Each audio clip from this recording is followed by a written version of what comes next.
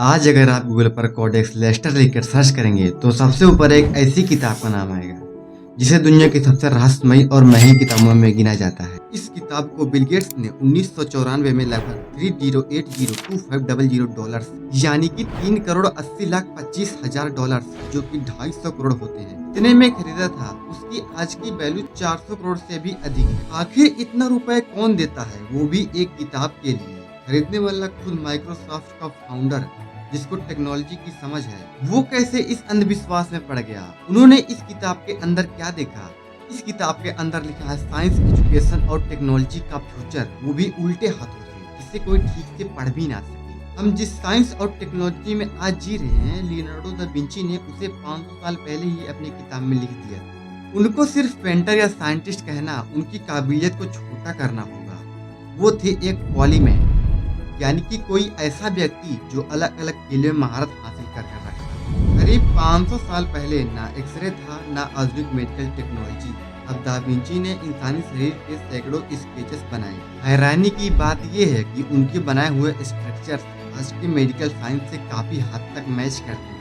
उन्हें इंसान की बॉडी को समझने का इतना जुनून था कि वो कब्रिस्तान चले जाते थे ताकि शरीर को करीब से देख और समझ सके कि इंसान आखिर बना कैसे है। हद तो तब हो जाती थी जब दा विंची कब्र से लाशों को खोद कर निकालते थे और उस पर स्केच करते थे। उनकी सोच सिर्फ शरीर तक सीमित नहीं थी।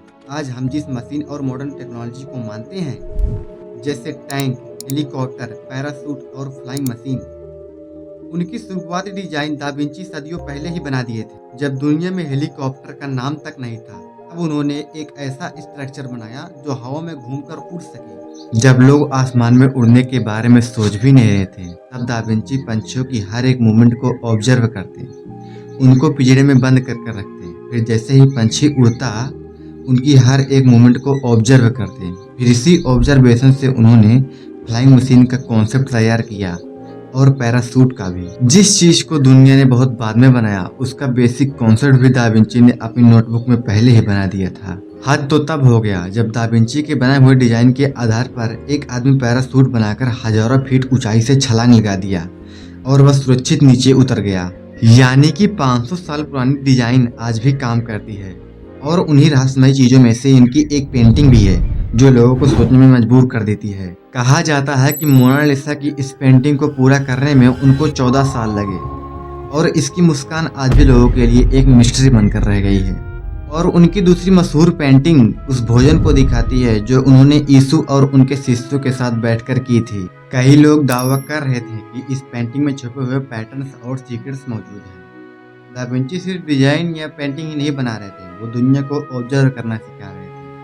उनके अनुसार अगर किसी चीज को गहराई से समझना है तो उसकी हर एक छोटी बड़ी डिटेल को नोट करो, फिर उसको ये समझो कि उसका असर दूसरी चीजों पर कैसे पड़ता है, और उसके बाद लगातार एक्सपेरिमेंट करते रहो। क्योंकि जब आप किसी चीज को बार बार सोचते या लिखते हैं तो उस पर आपका दिमाग बैकग्राउंड में काम करने लगता है। इसीलिए आपने देखा होगा कई प्रॉब्लम्स का जवाब अचानक अपने आप ही कई दिनों बाद मिल जाता है। दा विंची की सोच बहुत ही अलग थी। वे साइंस, आर्ट, हिस्ट्री और मैथ्स को अलग अलग विषय नहीं मानते थे। उनके लिए दुनिया की हर चीज एक दूसरे से जुड़ी हुई थी।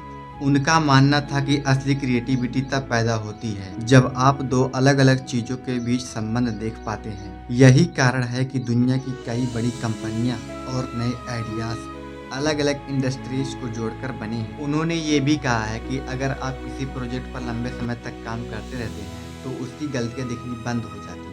इसीलिए बीच बीच में ब्रेक लेना जरूरी है ताकि नए नजरिए से काम को देखा जा सके और उसमें गलतियां ढूंढी जा सके। लेकिन उनकी सबसे बड़ी ताकत क्या थी? ना पैसा था, ना डिग्री था, ना टैलेंट था। उनकी सबसे बड़ी ताकत थी क्यूरियोसिटी, जिज्ञासा, कुछ नया जानने की इच्छा, हर चीज के पीछे क्यों पूछने की आदत थी। दा विंची मानते थे कि दुनिया बदलने वाले लोग वे नहीं होते जिनके पास सबसे ज्यादा ताकत होती है, बल्कि वे होते हैं जो सवाल पूछना बंद नहीं करते हैं। और यही कारण है कि दुनिया उनको 500 साल बाद भी एक इंसान नहीं, एक चलता फिरता यूनिवर्स मानती है। बहुत बहुत धन्यवाद।